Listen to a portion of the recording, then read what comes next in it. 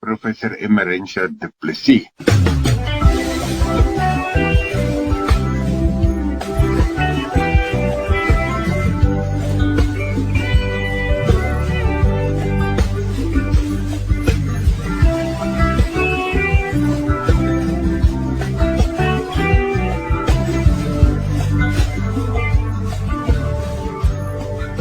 Professor Emerentia Du Plessis van die Skool van Verpleegkunde aan die Noordwes Universiteit lig op deernisvolle teenwoordigheid. Goeiemôre Willem en goeiemôre aan elke liewe luisteraar. Ek hoop dit gaan sommer baie goed en beste wense vir die nuwe jaar. En vandag wil ek juist praat oor hoe teenwoordigheid in 'n nuwe jaar by mekaar pas en hoe ons dalk ons nuwejaarsvoorneme kan aansluit by teenwoordigheid. Teenwoordigheid vra van ons 'n nuwe begin wat nie gejaagd is nie. Wanneer 'n nuwe jaar begin, is ons geneig om vorentoe te kyk. Nuwejaarsvoornemens word gemaak. Ek gaan meer doen, beter doen, anders doen, gesonder eet, harder werk, minder foute maak. Die nuwe jaar word dan 'n projek en iets wat bestuur moet word.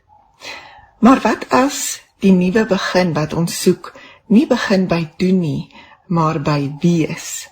Teenwoordigheid vra iets radikaal anders van ons as nuwejaarsvoornemens. Dit vra nie dat ons onsself regmaak of verbeter voordat ons mag begin leef nie.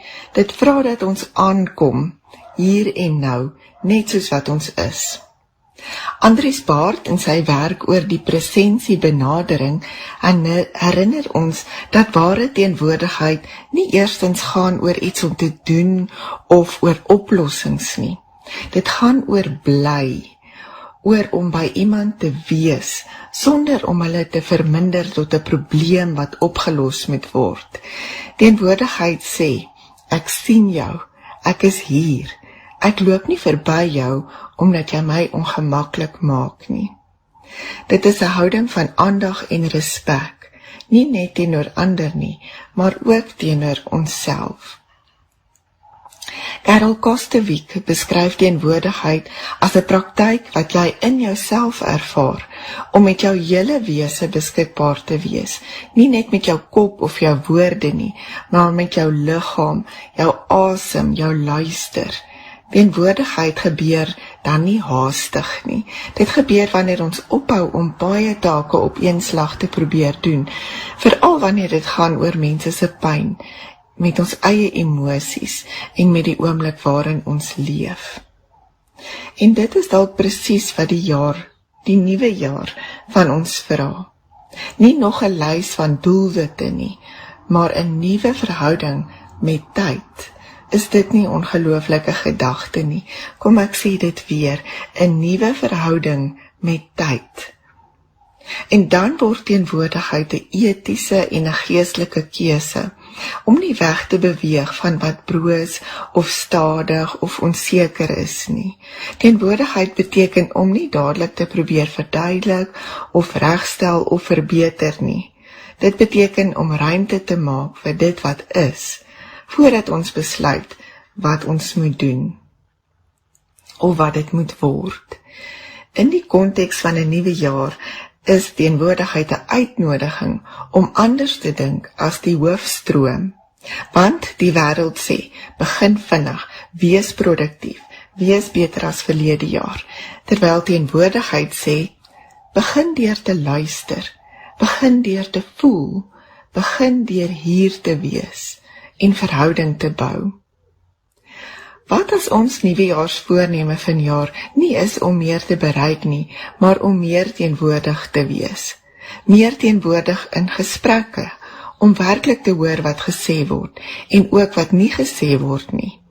Meer teenwoordig in ons liggame, om te voel wanneer ons moeg is, oorweldig is, of eintlik rus nodig het.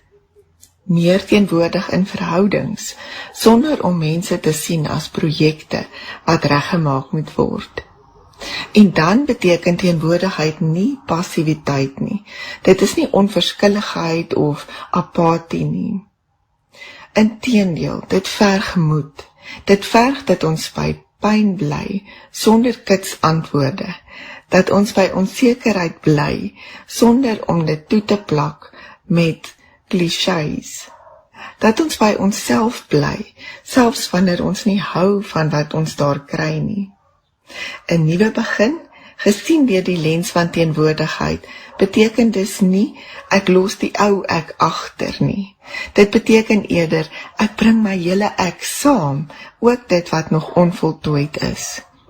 Miskien is dit dan die grootste geskenk wat 'n nuwe jaar kan bring, nie 'n skoon bladsy nie, maar 'n dieper teenwoordigheid by die storie wat reeds aan die gang is.